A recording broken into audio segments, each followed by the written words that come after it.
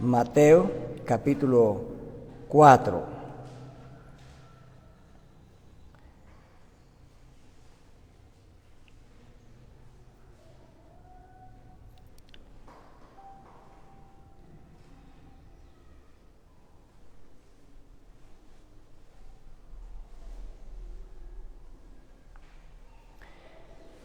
Bien, Mateo capítulo 4, en esta mañana, lo hemos leído ya, pero voy a darle una lectura rápida con algunos pequeños ajustes que he hecho a la traducción para que tengamos claridad en qué es lo que está diciendo el pasaje. El pasaje de Mateo 4, 1 al 11 es un pasaje que trata de la tentación. Todavía estamos un poquito antes de que Jesucristo inicie su ministerio público en esta parte. Entonces, Mateo nos ha venido contando acerca del nacimiento de Jesús, nos ha venido explicando qué pasó en su niñez, cómo fue perseguido, cómo se fue a Egipto y volvió. Y cuando volvió Jesús, volvió a la región de Galilea y se ubicó en un lugar llamado Nazaret, porque la Escritura decía que Jesús sería llamado Nazareno, es decir, del lugar de Nazaret. Hasta aquí Mateo nos va tratando de enseñar que todos los eventos en la vida de Jesucristo estaban ocurriendo según lo que Dios estaba planificado para él, para Jesús. Y ahora, en este pasaje que continúa sobre el bautismo de Jesús, ¿qué pasó después del bautismo? Mateo capítulo 4, 1 a 11 nos cuenta qué pasó después del bautismo. Después de este evento de la tentación por parte de Satanás a Jesús, Jesús va a iniciar ya su ministerio público. Entonces hoy día concluimos todos los eventos en la vida de Jesús antes del inicio de su ministerio público. Eso quisiera que tengamos claro para ver cómo vamos avanzando en Mateo. Entonces, después que Jesús fue bautizado, recuerdan ustedes que hubieron 3 eventos milagrosos en la presencia pública. En primer lugar, Juan vio que el Espíritu de Dios descendía sobre Jesús.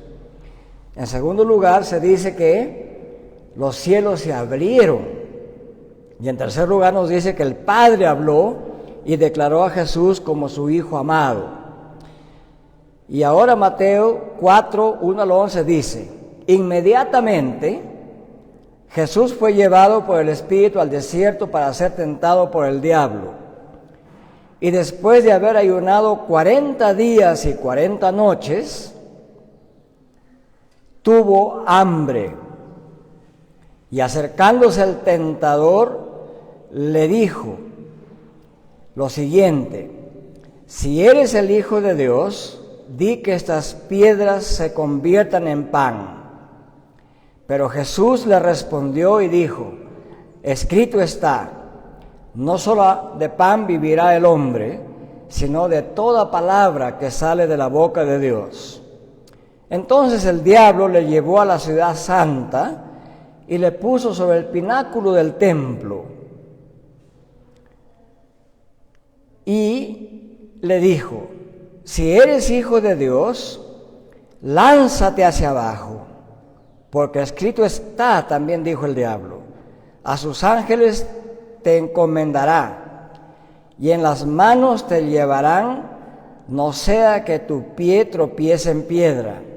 Y Jesús le dijo: también está escrito, no tentarás al Señor tu Dios. Y otra vez el diablo le llevó a un monte muy alto y le mostró todos los reinos del mundo y la gloria de ellos, y le dijo: todo esto te daré si postrado me adoras. Entonces Jesús le dijo: vete de detrás de mí, Satanás, porque escrito está, al Señor tu Dios adorarás y solo a Él le servirás. El diablo entonces le dejó, y he aquí, ángeles vinieron y le servían. Que el Señor bendiga su palabra. Queridos hermanos, en esta mañana, en este pasaje, a través de Mateo, nuestro Dios nos enseña 4 cosas grandes. Y el pasaje está dividido en estas 4 partes. En primer lugar, los versículos 1 y 2 nos hablan del desierto como escenario de esta tentación a Jesús. En segundo lugar, los versículos 3 y 4, vemos o escuchamos ahí la voz de Satanás diciendo: si eres el Hijo de Dios, aliméntate bajo mis órdenes. Versículos 5 al 7, el diablo es como si le dijera: si eres el Hijo de Dios, haz un gran espectáculo en el templo. Y en el versículo 8 al 10 nos dice: te prometo todos los reinos de este mundo si me adoras. En esas 4 partes está compuesto este pasaje en esta mañana. Veamos la primera parte: el desierto como escenario de la tentación a Jesús el Mesías, versículos 1 y 2. Jesús había estado en las orillas del río Jordán.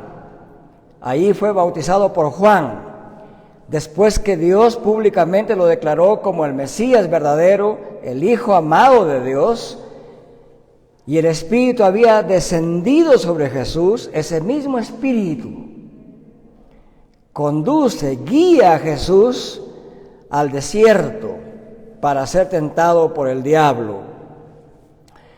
Entonces, este desierto, por supuesto, es el desierto es un desierto en las partes altas del oeste del Jordán, cerca del Mar Muerto.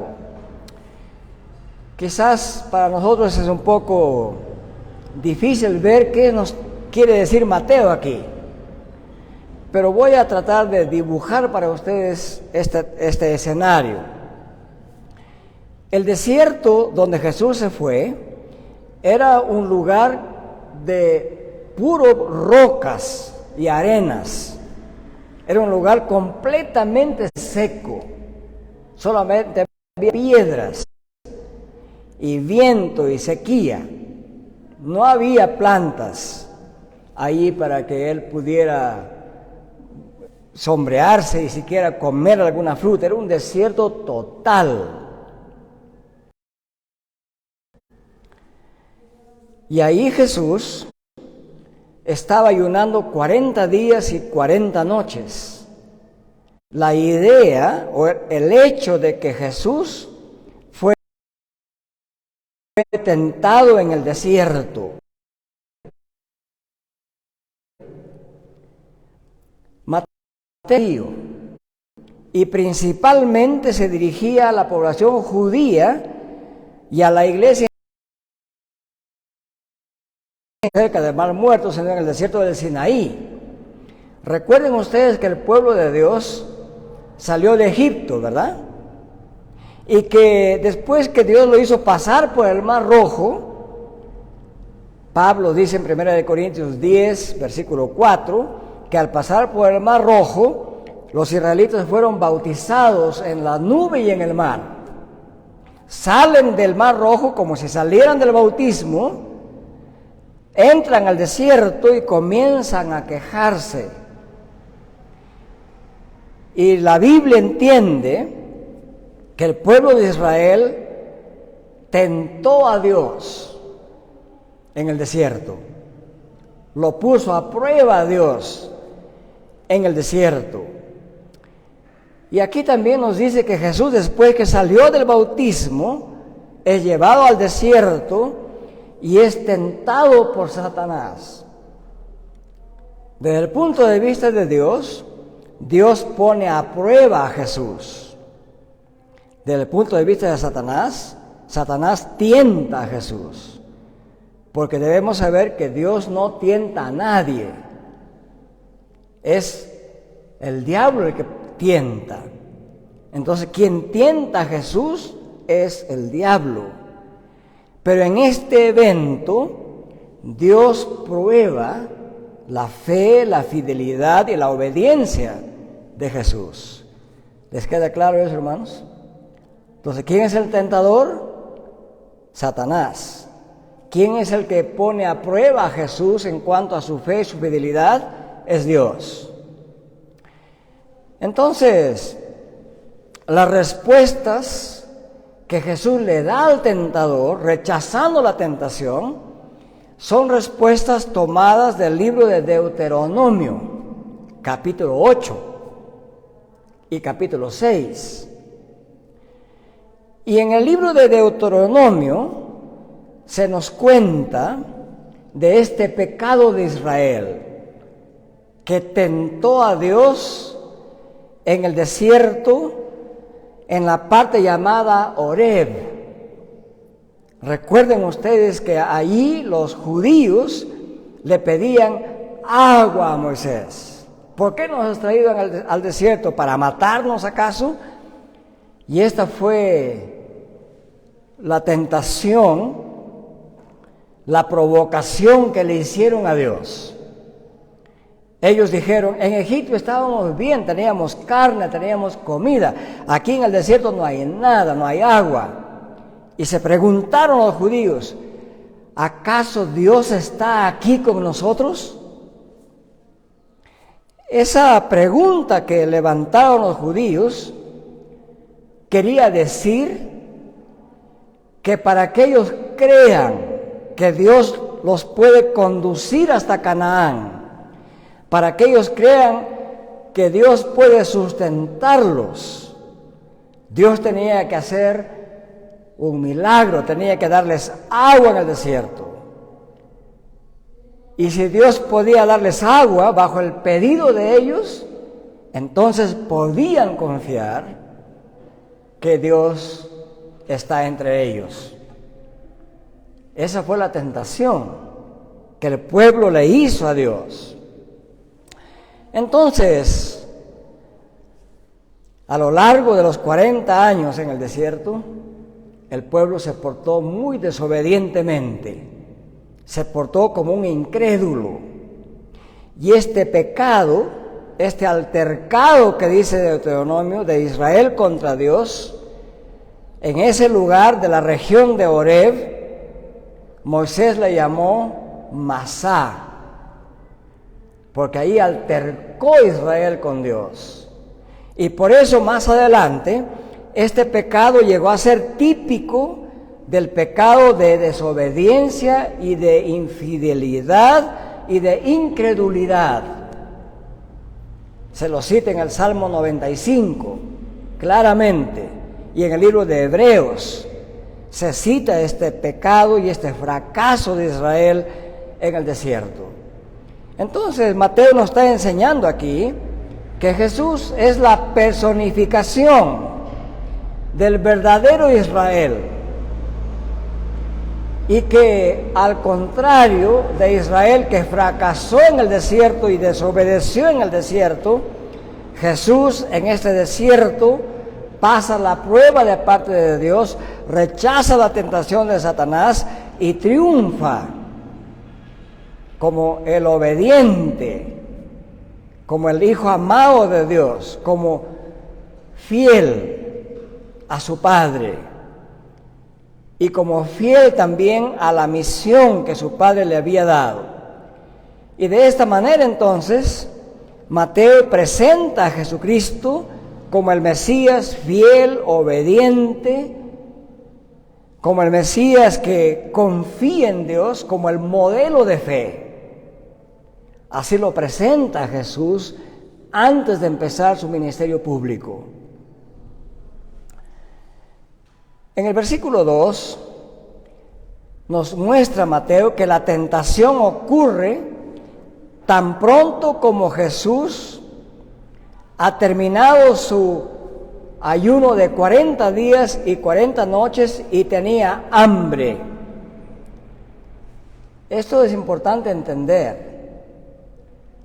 Satanás no ataca cuando alguien está fuerte en la fe y en su comunión y en su vida. Él esperó el momento humanamente hablando, más débil de Jesús. Tuvo hambre. ¿Había comida en el desierto? No había ninguna comida. No había ríos de agua ni manantiales donde estaba Jesús. Y había ayunado 40 días y 40 noches, imagínense. Después de ese ayuno estaba al punto de morir humanamente. Y ahí se aparece el diablo. Entonces, aquí Mateo lo que nos quiere enseñar también es que el Mesías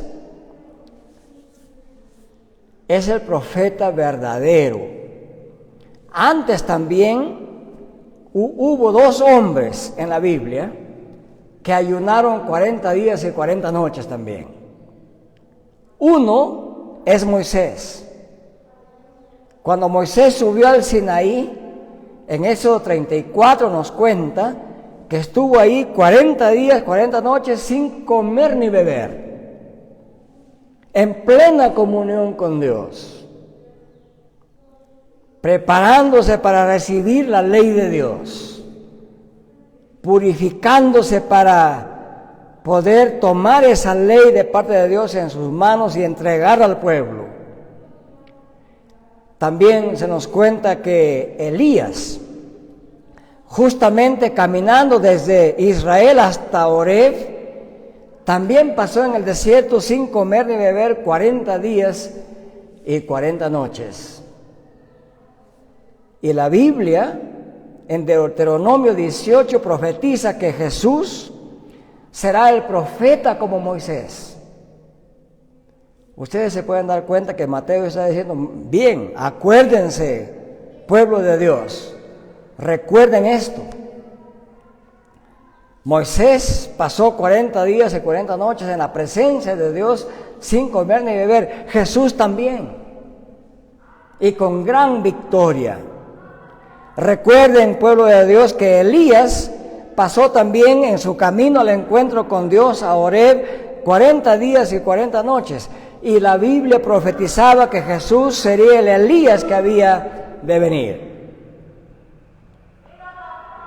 Entonces hay un claro paralelo aquí entre Moisés, Elías y entre Israel y Jesús. Mateo quiere que nos demos cuenta de esos paralelos, de esas relaciones.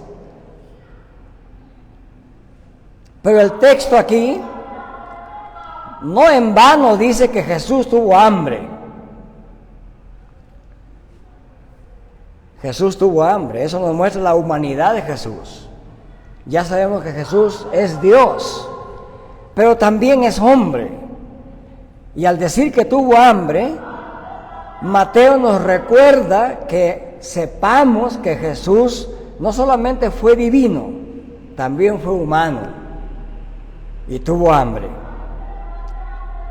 Pero el Espíritu de Dios estaba presente con Jesús. Jesús estaba investido, estaba habitado por el Espíritu de Dios. Así que en Jesucristo podemos decir que se muestra la Trinidad en acción, la Santísima Trinidad. El Padre ha permitido que vaya al desierto, el Espíritu de Dios lo guía y Jesús está presente también ahí. Padre, Hijo y Espíritu Santo están en comunión profunda, trabajando el plan de redención y llevándolo a su final. Ese es el escenario en el desierto. En segundo lugar, en los versículos 3 y 4, se nos dice que esta es la primera tentación. Y en esta primera tentación es como si el diablo le dijera a Jesús, puesto que tú eres el Hijo de Dios, entonces manda que las piedras se conviertan en pan y así puedas aplacar tu hambre. Es decir, el diablo quiere ordenarle a Jesús qué hacer para alimentarse. Como si Jesús no supiera, pero es mucho más la tentación. El diablo sabe que Jesús tiene poder y quiere que lo use para su propio beneficio personal, independientemente del Padre. Examinemos qué es lo que implica esta primera tentación. Si eres hijo de Dios o como eres hijo de Dios, entonces di que esas piedras se hagan pan. Muy bien, entonces digamos que en lo más íntimo de su ser, Jesús sabía, estaba convencido que Él era hijo de Dios. Entonces Satanás aquí no está poniendo en primer lugar en duda si Jesús es hijo de Dios o no. Eso no es, digamos, el foco de la tentación. Aquí el foco de la tentación es otro. Lo que el diablo quiere es que Jesús empiece su vida ministerial usando su poder propio y personal, distanciándose de Dios el Padre. Que use sus poderes para evitar el sufrimiento y la aflicción. Ustedes saben y pueden imaginarse seguramente que después de 40 días y 40 noches sin comer ni beber, la persona está a punto de morir, humanamente hablando, ¿verdad? Está débil. Entonces,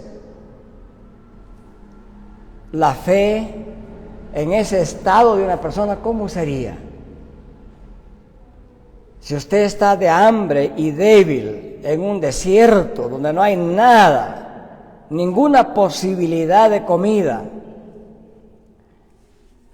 ¿qué haríamos?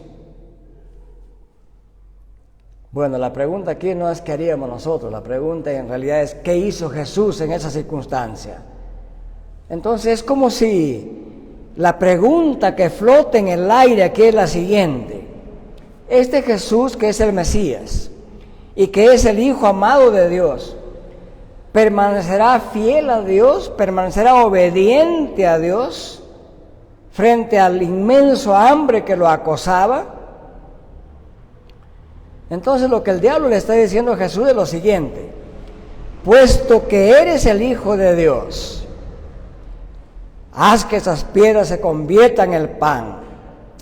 Entonces la tentación no consistió sobre la posible duda de Jesús acerca de su identidad como Hijo de Dios, porque Jesús se encontraba ahí por la voluntad de Dios. Su ayuno era la voluntad de Dios y la voluntad del propio Jesucristo también.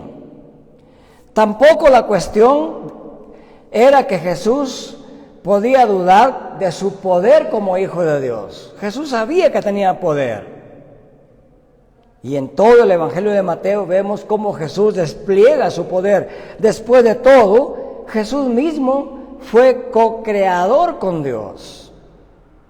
Colosenses capítulo 1 nos enseña que Cristo fue creador también junto con Dios en la creación. Y dice, porque nada de lo que ha sido hecho sin Él. Y todo lo que ha sido hecho por Él y para Él. Entonces, aquí el diablo no está tratando de que Jesús dude si es hijo de Dios o si tiene poder o no tiene poder. Él tenía el poder y no hubiera habido ningún pecado si Jesucristo hubiera usado su poder para hacer que las piedras se conviertan en pan. Eso en sí mismo no hubiera sido pecado. Entonces, la sugerencia de Satanás aquí es más profunda. Aquí lo que Satanás quiere hacer es: mira Jesús, tú eres hijo de Dios, tú tienes poder, ¿por qué sufres? ¿Por qué tienes que pasar hambre?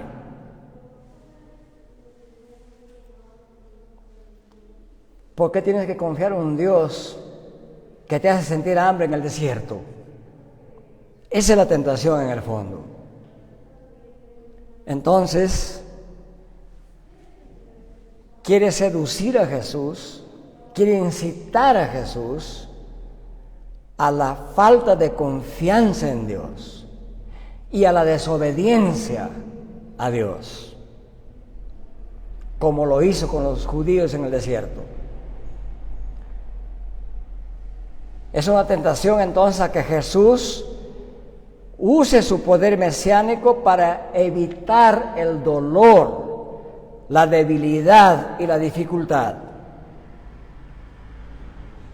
Y que de esa manera Jesús rechace el camino del sufrimiento, de la aflicción, de la humillación y de la muerte, que eran realidades por las cuales el Mesías tenía que pasar. El Mesías tenía que ser varón de dolores, experimentado en quebranto, porque a través de esa aflicción y del sufrimiento, nos dice Hebreos, que Dios perfeccionó a Jesucristo como el Mesías. Esto estaba en juego. El diablo quiere que Jesús use su poder, que evite sufrir, que evite la humillación, siendo eso parte de ser Mesías. Quería que finalmente Jesús no llegara a la cruz y que el plan de redención fracasara.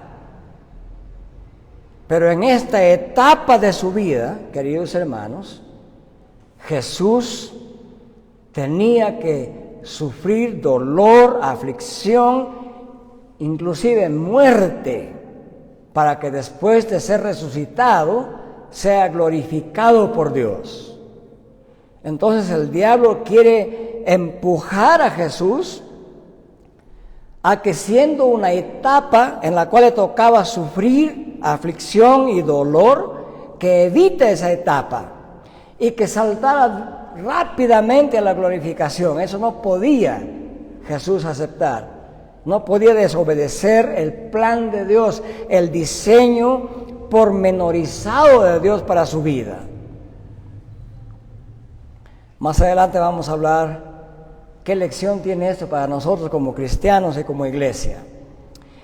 Entonces, la respuesta de Jesús fue aquí usando la palabra de Dios, que está escrita en Deuteronomio capítulo 8:3.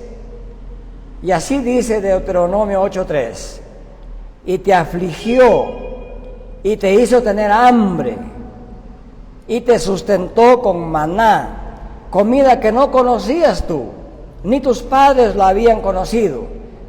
¿Por qué hizo esto Dios con Israel en el desierto? Para hacerte saber que no solo de pan vivirá el hombre, sino de todo lo que sale de la boca de Jehová vivirá el hombre. Eso le dijo Dios al desobediente Israel en ese lugar que llegó a llamarse Masá, en la región de Oreb. Cuando Jesús responde con la palabra de Dios, nos muestra esa gran convicción que Jesús tenía en el sustento de Dios. Él sabía que era hijo amado de Dios y que Dios no lo va a matar de hambre. No puede desconfiar de su Padre que lo ama. Entonces, rechaza la tentación de Satanás y obtiene la primera gran victoria sobre Satanás en este desierto, rechazando esa tentación y sometiéndose completamente a la voluntad de Dios y a la obediencia a su Padre amado. No solamente de pan vivirá el hombre. Esto no significa que el hombre no debe comer pan o que no necesite pan para aplacar el hambre. Pan aquí significa comida en general. Entonces, implica que el hombre puede vivir del pan, pero a la misma vez nos enseña que el pan solo no es suficiente para la vida del ser humano, que la vida del ser humano no consiste solamente en comida, que fundamentalmente la verdadera vida, la vida plena del hombre, consiste en su comunión con Dios, en su obediencia a Dios, en buscar primeramente el reino de Dios y su justicia, y todo el resto de cosas serán añadidas. Entonces, aunque el pan es necesario para vivir, no es suficiente para vivir como hijo de Dios. Para vivir como hijo de Dios se necesita pan, pero fundamentalmente se necesita una vida de comunión con Dios, de obediencia a Dios, de fe en Dios. No solamente de pan, sino de todo lo que sale de la boca de Dios. En su humanidad, Jesús tuvo hambre, y esto revela que fue puesto ante la necesidad de ejercer plena fe y confianza, que Dios es capaz de sostenerle, a pesar de un largo ayuno. La palabra que dice procede de la boca de Dios se refiere a esa palabra creadora de Dios, a esa palabra omnipotente, que no necesita de mediación de la naturaleza para hacer cosas. ¿Cómo hizo Dios todo el universo? De la nada, ¿verdad? Entonces, esa es la fe que Jesús tiene, que su Padre, que junto con Él hicieron las cosas de la nada, puede sostenerlo en un lugar donde no hay nada para comer. Y entonces, en ese sentido, la actitud de Jesús es un modelo para la iglesia, un modelo de fe, una fe que resulta en obediencia. ¿Qué haremos nosotros cuando tenemos necesidad? ¿Cuál es nuestra primera actitud? Vivimos en un país con mucha pobreza, y en nuestro barrio hay muchísima pobreza también. La gran mayoría de cajamarquinos sentimos esa pobreza. ¿Qué pasa cuando ya no hay para pagar la luz, el agua, cuando no alcanza para el pan? Antes de la pandemia, el pan era más o menos grandecito, ¿verdad? Con un sol de pan, 10 pancitos, se podía comer 3 personas. Pero ahora el pan es tan chiquitito que ya no tiene que comprar un sol, si son 3, tiene que comprar 3 soles. ¿Cuál es nuestra actitud cuando nos falta comida en la casa? Cuando en la semana no hay el dinero para comprar comida. ¿Qué decimos los cristianos normalmente? Bueno, algunos mantienen su fe en Dios y confían que Dios les dará trabajo y que Dios nos dará una manera de alimentarnos. Otros dicen, ¿dónde está Dios? Igual que los judíos en el desierto, ¿dónde está Dios? Si dicen que tiene poder, ¿por qué yo tengo tanta necesidad? Y porque hay otros que el pan en su mesa abunda. Pero hermanos, Jesús nos enseña, al haber resistido a esta tentación, Él nos enseña que debemos confiar en Dios, que la fuente de nuestra vida finalmente no es la comida, es Dios. Él se va a ocupar de nosotros. Nos enseña que nosotros como iglesia en este periodo de la historia de la redención vamos a pasar por aflicción. Vamos a pasar por sufrimientos, por escasez. Si Jesús pasó por la experiencia de la escasez y del hambre y de la humillación, ¿cómo no su iglesia? No nos tiene que sorprender la humillación del hambre, la miseria, el sufrimiento. Es parte del plan de Dios para la iglesia en esta etapa. No significa que todos los días la iglesia va a ser afligida, pero significa que cuando sea afligida en esta etapa, la iglesia tiene que entender que en esta etapa de la historia de la salvación puede sufrir y va a sufrir muchas veces, pero que ahí no termina la historia, le espera la resurrección y la glorificación.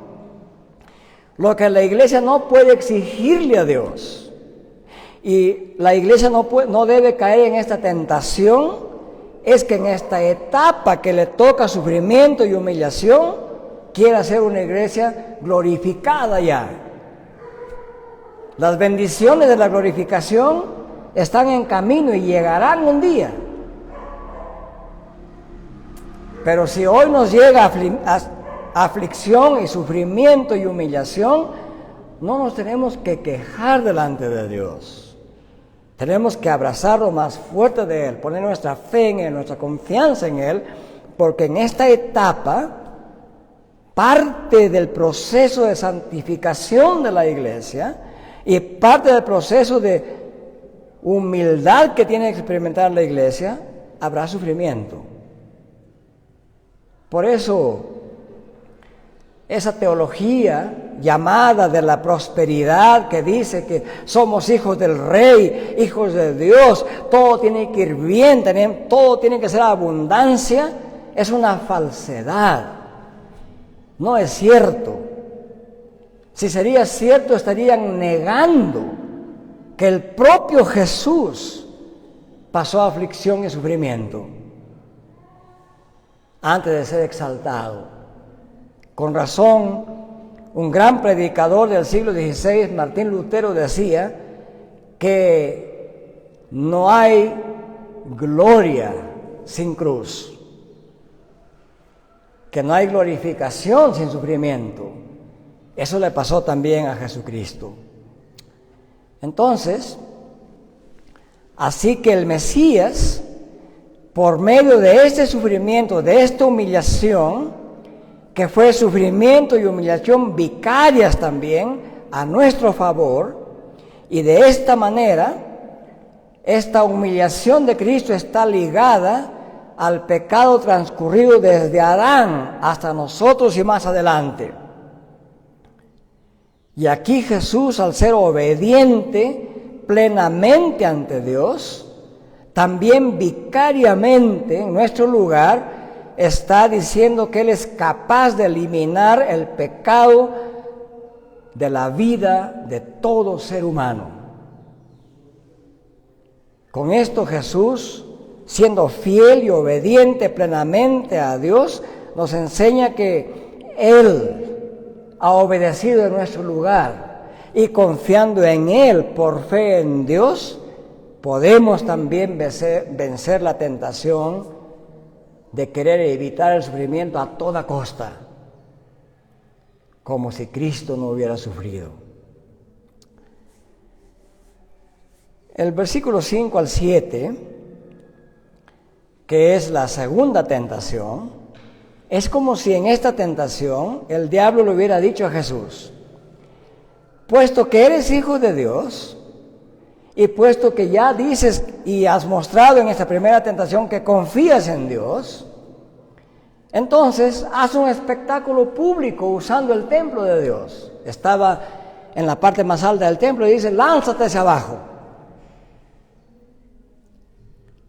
y confía lo que Dios te ha dicho, que te va a recibir, que sus ángeles van a mandar para que no tropieces tu pie en piedra, que nada te va a pasar, que te va a proteger.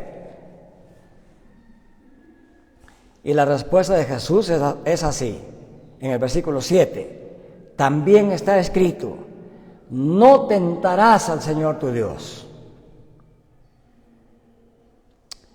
En esta segunda tentación, Jesús respondió con las palabras de Deuteronomio 6:16. Aquí Moisés dice a los israelitas: no tentaréis a Jehová vuestro Dios como le tentaron en Masá, en esa región de Oreb, recuerdan. Este acto tentador de parte de Israel contra Dios se describe en Éxodo 17. Ahí se describe plenamente, también en Deuteronomio 9. Ellos tentaron a Dios al querer saber mediante un experimento: si me das agua en este desierto, entonces voy a confiar y creer que tú estás con nosotros y que tienes el poder y capacidad de conducirnos hacia Canaán. Entonces, este pecado de un reclamo tentador de parte de Israel contra Dios llegó a ser típico del pecado de incredulidad. Entonces, Jesús enseña claramente aquí que arrojándose desde lo alto del templo, confiando en que los ángeles van a intervenir para que no se cayera, esto no sería diferente en principio de la conducta de estos hebreos murmuradores en el desierto. Jesús dice, si yo tendría que poner a prueba a Dios de esa manera, estaría siendo infiel e incrédulo como fue el pueblo de Israel en Masá. Eso implica la respuesta de Jesús y cita ese pasaje de ese contexto. Entonces, la respuesta de Jesús enseña que la tentación consistía en que el diablo quería que haga el experimento con Jehová Dios para ver si lo puede proteger en cumplimiento de la promesa escrita. Si Jesús hubiera sucumbido a esto, haciendo esa demostración milagrosa y sensacional, Jesús estaría diciendo, de en adelante mi fe va a estar puesta en el hecho de que a mi llamado Dios me ha protegido. Jesús rechazó esta demanda del diablo, porque si Jesús lo hubiera hecho así, y aun si Dios hubiera intervenido así, Jesús de plano estaría desconfiando en la palabra escrita de Dios. Si Dios lo ha prometido, Dios lo va a hacer y lo puede hacer. No tiene que ponerlo a experimento a Dios. Tenemos una generación en este siglo de cristianos que ponen a prueba a Dios. A veces lo hacen inocentemente por ignorancia de entender las Escrituras. Y otras veces lo hacen porque quieren poner a prueba a Dios. Hay varias historias en el Perú sobre esto. Varios hermanos han muerto por cáncer al estómago. Tuvieron gastritis crónica, después se hizo úlcera, después se hizo cáncer y luego les operan y mueren en pocos días. Muchos de esos hermanos que están con esas enfermedades ponen a prueba por su ignorancia a Dios. Y dicen, voy a ayunar 3 días para que Dios me sane, habiendo medicina para tratar esas enfermedades. Y Dios no los sana. Voy a ayunar 7 días, y esta vez sin agua y sin comida. Y Dios no los sana. Y se agravan más, se automatan en cierta manera, por ignorancia. Tenemos que entender que en este mundo caído en el que vivimos en este momento y en esta etapa en que vive la Iglesia de Cristo, Pablo y todos los demás escritores del Nuevo Testamento nos advierten, en este mundo pasaréis aflicciones. Pero nos dicen, confíen, tengan fe. Cristo mismo dijo, porque yo he vencido el mal y al maligno. Ese es el llamado de Cristo en este pasaje. No nos llama a que hagamos experimentos mágicos con Dios, que mostremos a otros, miren el poder de Dios, me ha sanado esta enfermedad, y miren ahora, podemos confiar en Dios porque Dios me ha sanado a mí. Falso, nuestra confianza no está en que Dios le sanó a 1, 2, a 1000 personas. Nuestra confianza está en su palabra. Si Él dice que nos puede sanar, nos puede sanar. Nuestra fe no está en la sanidad. No se confundan, queridos hermanos. A nuestro alrededor mismo, en Quiritimavia, hay varias iglesias aquí que hablan ese tipo de ignorancias. y cómo la gente, confiando en que este hombre o el otro hombre lo va a sanar, se agolpan a esos lugares y dan grandes ofrendas y dicen aquí hay sanidad y allá no. Es decir, no hay fe en la palabra de Dios, hay fe en la sanidad, en el milagro. Y Cristo rechazó eso. Nosotros sabemos que Dios puede hacer milagros, pero nuestra fe no está en los milagros. Nuestra fe está en la palabra de Dios. En Dios como es, como Dios. No está en la bendición nuestra confianza y fe, sino en el Dios que bendice. No es lo mismo, ¿verdad? No es lo mismo confiar en la bendición y en la recompensa que confiar en el autor de la bendición y de la recompensa. ¿Dónde está su fe, queridos hermanos? ¿En las bendiciones o en el Dios que bendice? ¿En la sanidad o en el Dios que sana? Si nuestra fe está en el Dios que sana y bendice, no necesitamos pagar para poner a Dios a prueba, como se hace en la iglesia de la cosecha, así llamada, mal llamada iglesia. Llega usted, lo primero que le piden es que mientras más dinero da, la oración es más efectiva. Falso. No es así según la palabra de Dios. Porque nuestra confianza no está en la compra de milagros. Eso en sí mismo es pecado. Vender milagros. ¿Se imaginan ustedes a lo que hemos llegado? ¿Cuánto cobró Jesús por algún milagro alguna vez? ¿Cuánto cobra la llamada iglesia la cosecha? La cosecha en su bolsillo, por supuesto. La gente sale de ahí y después de meses muere igual. La gente se engaña porque los seguidores del diablo desvían la fe hacia las cosas, hacia la sanidad y el dinero y la prosperidad, en vez de poner su fe en el Dios creador que provee para sus hijos como Él quiere. Eso es lo que nos enseña la respuesta de Jesús.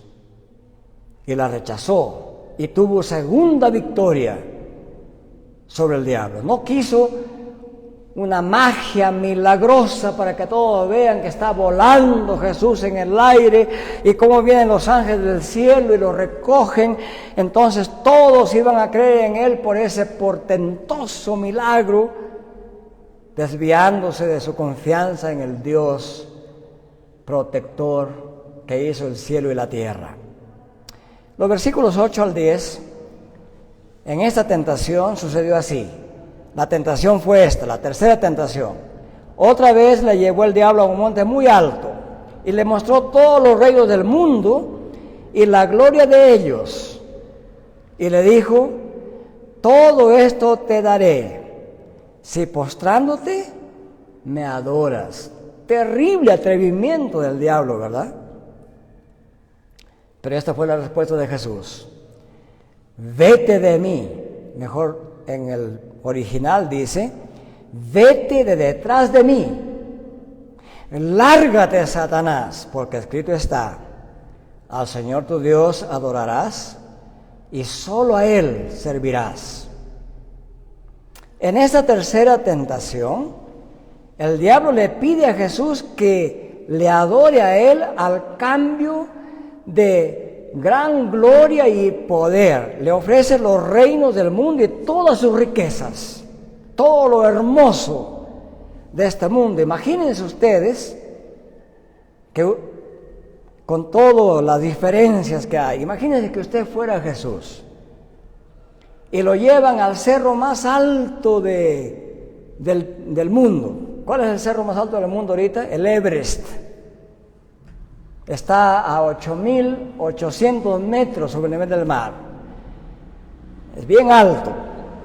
Y usted está ahí, le muestra todos los reinos del mundo, les muestra Alemania, Italia, Francia, Inglaterra, Estados Unidos, los países árabes avanzados, le muestra los inmensos edificios con piscinas, lo hermoso y la cantidad de oro que hay en los bancos del mundo, y le dice: mira, todo esto te lo doy ahora mismo a cambio de una sola cosa: ponte de rodillas y adórame como mi siervo.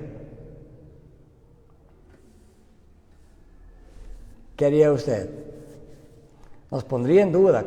A nosotros los seres humanos seguro que nos pondría en duda. Y probablemente seamos tan infieles e incrédulos que le digamos: no importa, aunque sea un solo banco de oro, dame, no todos los reinos del mundo. Porque vivimos en una época, y esto no es de ahora, siempre ha sido así. Ahora se exagera aparentemente porque los medios de comunicación nos muestran todos los reinos del mundo y su gloria a cada rato, ¿verdad? Vivimos en una sociedad consumista. Queremos consumir cosas todo el tiempo, y hay gente en este mundo que no para de desear. Tiene una cosa, quiere otra y otra y otra y otra y otra, ¿verdad? Hay una avaricia pecaminosa natural al ser humano pecador. Al decir Satanás: si postrado me adoras y recibirás todos los reinos y su gloria, intenta que el Mesías cambie de lealtad del Dios verdadero a Satanás por tener gloria y poder y cosas.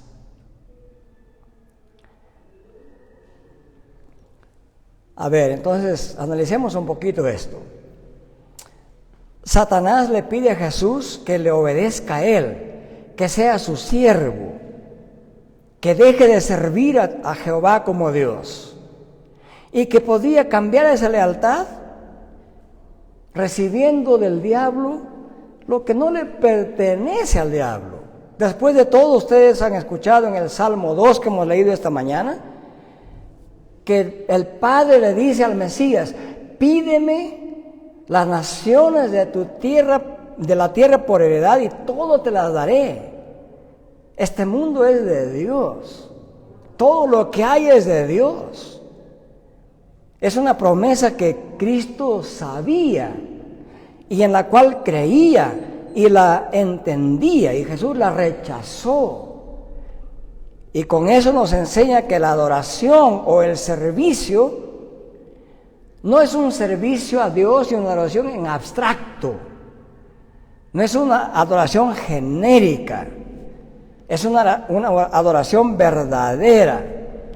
Y es una oración específicamente adoración de acuerdo a la palabra de Dios. El diablo tienta también el día de hoy, incluso a los creyentes. Tienta a adorar a Dios a su manera. Eso es lo que el diablo le está pidiendo también aquí a Jesús. Le está diciendo: mira, con tal que tú adores, no importa si es a Jehová o a Satanás, solamente tienes que adorar. En este caso, adórame a mí, le dice el diablo, y yo te daré todo esto. Entonces Jesús, cuando le dice: escrito está, al Señor tu Dios adorarás y solamente a Él le servirás, Jesús está diciendo que la adoración tiene que ser específica al Dios de la Biblia. Que la adoración también es una adoración conforme a la palabra de Dios, no conforme a nuestras ideas e imaginaciones. Eso también es un gran error que lamentablemente existen en muchas iglesias llamadas cristianas el día de hoy. Ellos inventan adoración a Dios a su manera, le inventan canciones, le inventan poemas y piensan que están adorando al Dios verdadero. Vale la pena que la iglesia de Cristo recuerde esto. Escrito está. solamente adorarás a Dios y le servirás a Dios de acuerdo a su palabra, no de acuerdo a tu cultura, no de acuerdo a tu imaginación, no de acuerdo a lo que te gusta, sino conforme a lo que está escrito en la palabra de Dios.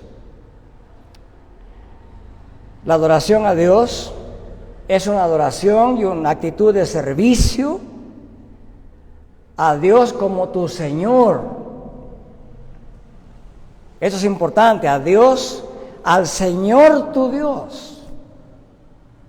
Adorar a Dios como Señor es adoptar nosotros la actitud del esclavo, del siervo, que le rinde homenaje al Ser Supremo, Superior, que es su amo, que nos cuida, que nos guarda, que nos protege. La adoración a Dios es una respuesta de fe a ese Dios que guía nuestra vida, que sustenta nuestra vida. Es una adoración y servicio al Dios verdadero, de acuerdo como está escrito en su revelación.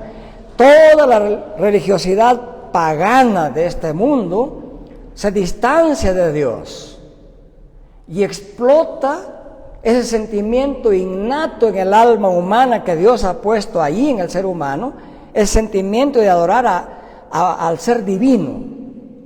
Y la tentación consiste en desviarlo del ser divino para adorar a Satanás. Y el apóstol Pablo enseña en varias partes que cuando uno no procede conforme a la palabra de Dios en la adoración y aún en la cena del Señor, eso se convierte en adoración a demonios. Y pregunta, ¿qué comunión hay entre Dios y el diablo, entre la luz y las tinieblas? Incluso en la adoración tenemos que ser guiados por la palabra de Dios. Muchos hermanos y predicadores y iglesias dicen, sí, adora a Dios, y algunos dicen, yo adoro a Dios, pero a mi manera. Esa es la esencia del paganismo. Es decir, aquí quien manda en la adoración soy yo, Dios no. Y en el fondo terminan haciéndole caso a las sugerencias de Satanás. El hecho que Jesús fue tentado no implica que Jesús tenía pecado y que podía caer. Sabemos que jamás Jesús podía caer. ¿Por qué? Porque Jesús es la segunda persona de la Trinidad. Es Dios. Tiene poder, tiene eternidad. Tiene también humanidad, pero una humanidad sin la mancha del pecado, porque lo que está en el vientre de tu mujer María, del Espíritu Santo es. Recuerden eso. Así dijo la palabra de Dios en Mateo. Jesús no tenía pecado, no podía pecar. El diablo se equivocó. Incluso quiso usar su humanidad, su estado de humana debilidad con el hambre para tentarlo, pero Jesús rechazó esto. Entonces podemos decir, Jesús no solamente era inocente como Adán, sino que estaba poseído y guiado por el Espíritu en toda su plenitud, y aún más. Según la enseñanza de todo el Nuevo Testamento, la naturaleza de Jesús era una naturaleza pura, santa. Era una propiedad de la segunda persona de la Trinidad. Por eso ni tenía pecado ni podía pecar. Eso tenemos que saberlo bien. Porque algunos teólogos dicen, si el diablo lo tentó, entonces el diablo sabía que Jesús podía pecar. ¿O Jesús quizás podía haber caído? La respuesta es jamás. Estamos hablando de la segunda persona de la Trinidad, del Hijo de Dios. Pero ¿cuál es entonces, finalmente, por qué es importante entender lo que pasa en esa tentación? ¿Cuál es el punto fundamental en esas tentaciones a Jesús? Analicemos eso brevemente. Miren, el plan de tentación seguido por Satanás muestra que Satanás tenía algún grado de comprensión de lo que estaba en juego con la venida de Cristo y con su ministerio. El ataque de Satanás consiste en evitar el resultado final del ministerio redentor de Jesucristo. Cristo vino a este mundo, enviado por Dios según su plan, para redimir al mundo del pecado, para salvar del pecado y de la condenación eterna a todo aquel que cree en Él. Para eso vino Cristo a este mundo. Y en estas tentaciones el diablo quería derrotar ese plan. Porque si Jesús vencía, si Jesús pasaba esta prueba, entonces habría redención, habría salvación. Y como consecuencia, un día Satanás va a ser completamente encerrado para siempre. Eso quería evitar Satanás. Pero para que eso se lograra, Jesús tenía que pasar por esta etapa de sufrimiento, de humillación. Tenía que ser aquel que lleva el pecado del mundo sobre sí y morir crucificado, derramando su sangre sacrificial en nuestro lugar para redimirnos del pecado y del poder de Satanás. Y eso es lo que Satanás no quería que suceda. A Satanás le hubiera dado una satisfacción grande, siniestra, derrocar la obra de Dios y de Cristo en su mismo centro. ¿Por qué? Porque el pecado sugerido era contra el corazón y la esencia de la misión redentora de Jesús. Jesús triunfó, venció. Glorificado sea Dios por eso. Porque en su victoria nosotros también tenemos victoria. Porque al vencer a Satanás, tenemos nosotros fe y confianza que con la presencia de Dios y el Espíritu y Cristo en nuestra vida, de hecho venceremos a Satanás. Y así pasó. El versículo 11 finalmente nos dice que Jesús, habiendo vencido todas las tentaciones y habiendo largado imperativamente a Satanás, el diablo se fue bajo la contundente orden de Jesús. Y entonces muestra Jesús su plena fe en Dios, su plena autoridad sobre el diablo y sus demonios. Por eso el mismo Jesucristo en el capítulo 12, versículo 29 de Mateo, dice que Él ha atado al hombre fuerte. Aquí empieza la derrota de Satanás. Jesús dice, yo he atado al hombre fuerte al echar fuera demonios. Jesús nos muestra su poder sobre el diablo en este pasaje de la tentación y en todos los evangelios que están escritos en la palabra de Dios.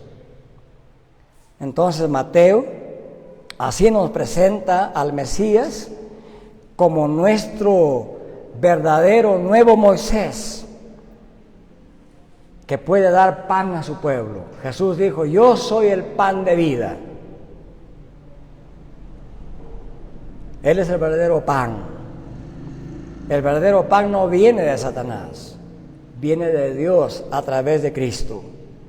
Y además también nos presenta aquí al Mesías que recibirá toda gloria luego de haber pasado por el sufrimiento y luego de la resurrección.